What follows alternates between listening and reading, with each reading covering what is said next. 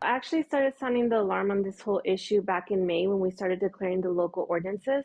The mayor promised me in May that if this thing ever got really bad, that he would absolutely declare a disaster declaration. And that has not happened. He said, not at this time. The White House asked me not to do it. An El Paso, Texas City Council member claims the Biden administration urged the city's mayor not to declare a state of emergency over migration. Today's New York Post cover calls the situation a Tex mess, claiming Biden officials pressured El Paso not to draw attention to border disasters. El Paso Mayor Oscar Lesser joins us now. Thank you so much for being here. El Paso is one of America's great cities. It's a beautiful place, a vibrant place. What is the scope and scale of the migrant crossing situation in your city right now? Well, and thank you for having me on here, because that's something really important. I can tell you that 5 days ago, we were having about 2,200 a day. Now, this morning, we had right at about 1,000. So, the new federal program has really made a big difference. And, I'm looking at the picture that you're showing on your camera, which is not what we have today. It's not what we've had really in the last 30 days. It's, something that we've learned to adapt on a daily basis. And, one of the things that we've done really well is the work with our federal partners, our Congresswoman Escobar, and everyone concerned to make sure that we treat people in a very humane manner. And one of the things I tell people, and I look at them right in the eye, and I said, you know what, the way we're doing it here in El Paso is we treat people the way you and I would want to be treated. Okay, so did the White House ask you not to declare a state of emergency?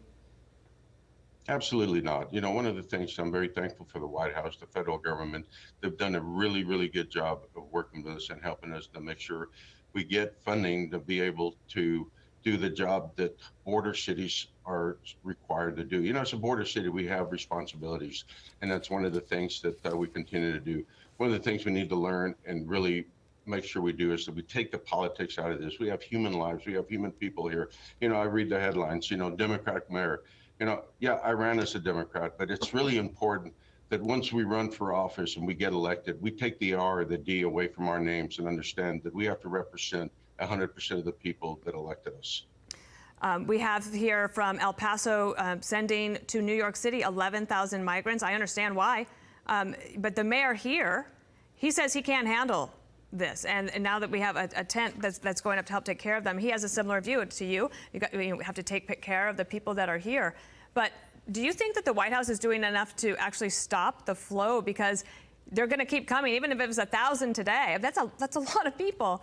And if they move on from El Paso, they're going across the country. And we have this issue of the fentanyl problem. So are you satisfied with how the Biden administration is handling it? This new program was going to take 7 to 10 days. The new program was just announced a little under a week ago, and they will continue. We were at 2,200 a week ago.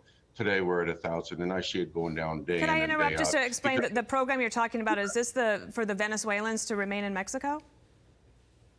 Yes, ma'am. To be able to go online and apply for asylum and also apply for a work permit. And it's going to make sure that they don't come across Mexico, they don't come across the country and they're not exploited, that they're safe. And that's something that's been really important to us. But sir, what about all the people who are coming who are not from Venezuela?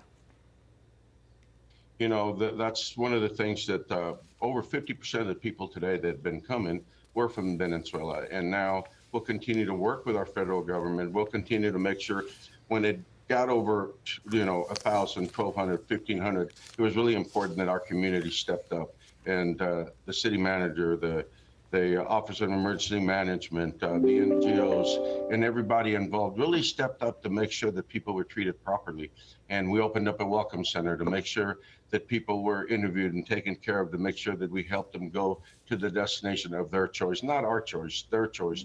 And we continue to do that. So that's been very important, and I'm very thankful to be the mayor of the city of El Paso, and a city that really cares and that makes, like I said, the sooner we all take the politics out of it and take the D and the R away from what we're talking about, would you agree that one of the ways would you agree that one of the ways to take the politics out of it is to actually have the border be secure, so that then we can all try to work on programs like increasing worker visas and things like that?